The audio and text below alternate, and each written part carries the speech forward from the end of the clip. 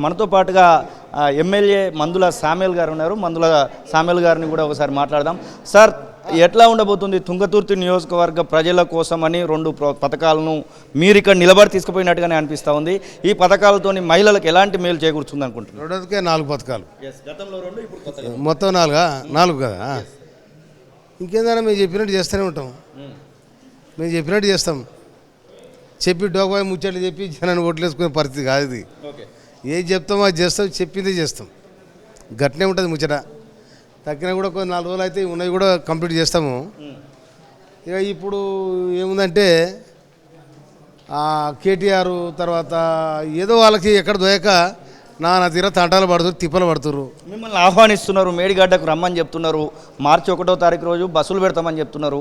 పోవడానికి సిద్ధంగానే ఉన్నారు. అక్కడ ఆల్రెడీ ఒకసారి పోయి వచ్చిర్రు, ఇప్పుడు వాళ్ళు తీసుకుపోతామంటున్నారు. మరి నల్లగొండ సభలో కేసీఆర్ ఏం చెప్పిండు? మేడిగడ్డ బొందలగడ్డ అని చెప్పిండు. ఇప్పుడు ఆ బొందలగడ్డ పోయి బొందలు పడతారా? ఏమిటి చేస్తారు? ఆ బొందలు మంచి చేయరి. ఆ బొర్రె పడ్డది, దానికి సమాధానం చెప్పాను. కేసీఆర్ నల్లగొండ సభలో ఏం చెప్పే?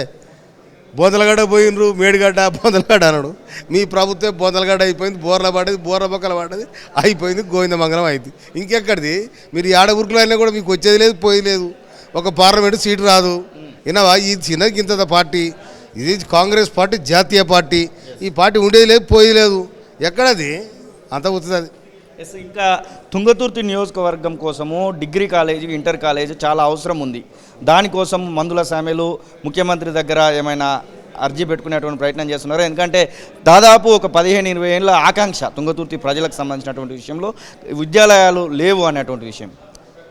ఇంతకుముందు అసెంబ్లీలో నేను ముఖ్యమంత్రి గారికి అప్పీల్ చేయడం జరిగింది. ఏం అప్పీల్ చేయడం జరిగింది? 34 ఏళ్ళుగా తిరుమలగిరి హెడ్ క్వార్టర్లో తిరుమలగిరి తుంగతుర్తి నియోజకవర్గానికి ప్రధాన పాలనా కేంద్రంగా కానీ లేకపోతే ప్రజా కేంద్రంగా కానీ ఉంటుంది. అది అక్కడ కనీసం జూనియర్ కాలేజ్ తీసుకురాలేకపోయింది 10 ఏళ్ళల్లో. ముఖ్యమంత్రి గారికి అప్పీల్ చేస్తే వాళ్ళు శాంక్షన్ చేయడం జరిగింది. ఇప్పుడే ఒక 5 నిమిషాల క్రితం మాణిక్రాజ్ ఎడ్యుకేషన్ సెక్రటరీ గారికి వెళ్ళడం జరిగింది. వారు కూడా నేను ఇమ్మీడియట్లీ అయిపోయింది సార్, అది సీఎం గారి దగ్గర ఫైల్ వచ్చేస్తుందని చెప్పాను.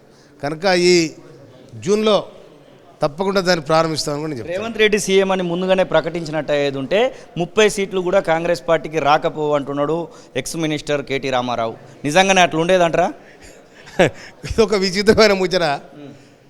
కేటీఆర్ కనుక ముఖ్యమంత్రి ప్రకటిస్తే 30/9 వెలుగుతుండే, 30/9 వెలుగుతుండే. వినవా? అందుకోసమని పాపం గోసపడతా ఉన్నారు. ఎక్కడ బాయరా? ఈ కార్లు ఎక్కడ బాయే? ఈ వైభోగవంతి ఎక్కడ బాయే? ఈ కుయ్యి సప్పులు ఎక్కడ బాయే? ఈ ప్రామవులు ఎక్కడ బాయే? ఈ పరిచయాలు ఎక్కడ బాయే? ఇవన్నీ పెద్ద పరిచయం అవుతున్నారు. రేవంత్ రెడ్డి ఏందనుకున్నారు? ఏమనుకుంటారు వీళ్ళు? వాళ్ళు కూడా మొక్కిర్రు. కాంగ్రెస్ వాళ్ళు వస్తే వచ్చిర్రు మంచిదే, కానీ దేవుడా దేవుడా దేవుడా దేవుడా రేవంత్ రెడ్డి ముఖ్యమంత్రి కావద్దని మొక్కిర్రు. ఈ తన పుట్టుకుని రేవంత్ రెడ్డి ముఖ్యమంత్రి అయ్యి ఇప్పుడు వాళ్ళకు మింగుడు పడతలేదు. 17 ఎంపీ నియోజకవర్గాలకు త్వరలో ఎలక్షన్స్ కూడా రాబోతున్నాయి. ఎట్లా ఉండబోతుంది అనుకుంటారు? బీజేపీ పార్టీ వాళ్ళు ఖచ్చితంగా 8 పైన గెలుస్తామంటున్నారు. మేము గతంలో జరిగినటువంటి అవమానాన్ని ఖచ్చితంగా ముందుకు తీసుకుపోవాలంటే ఖచ్చితంగా మేము ఇంకొక 8-10 గెలిస్తే నెక్స్ట్ 29లో అవకాశం ఉంటుందని బీఆర్ఎస్ అనుకుంటుంది. కాంగ్రెస్ పరిస్థితి ఎలా ఉంటుంది? 29 లేదు, 39 లేదు, బీజేపీ లేదు, బియ్యం లేదు, అటుకు లేదు, ఏది లేదు. మొత్తం తెలంగాణలో కాంగ్రెస్ పార్టీ వస్తుంది. వినవా? బ్రహ్మాండంగా మంచి మెజార్టీ పార్లమెంట్ సీట్లను గెలిపించి ఇప్పుడు వీళ్ళు ఏమనుకుంటారు? మొత్తం ఒకటేసారి ఈ గ్యారంటీల మీద ప్రజలు తిరుగుబాటు పడితే బాగుండను, కానీ తిరుగుబాటు వాళ్ళ మీద 4 రోజులతో వాళ్ళ మీద అయింది. బీజేపీ అక్కడ ఏం చేసింది చెప్పండి? బీజేపీకి ఎందుకు ఓట్లేస్తారు ఇక్కడ? వినరా? వాళ్ళతో పరస్కం వాడారు. ఎవరు? బీజేపీ వాళ్ళు, బీఆర్ఎస్ వాళ్ళు పరస్కం వాడి ఇద్దరు కవితను తీసుకుపోయారు. చిన్నగా తెరలాగా చూపెట్టి తీసుకొని మళ్ళీ వచ్చారు. అవునా కదా? మరి ఇంకేముంటుందా? ఇద్దరు కలిసి పొత్తు పెట్టుకున్నారు.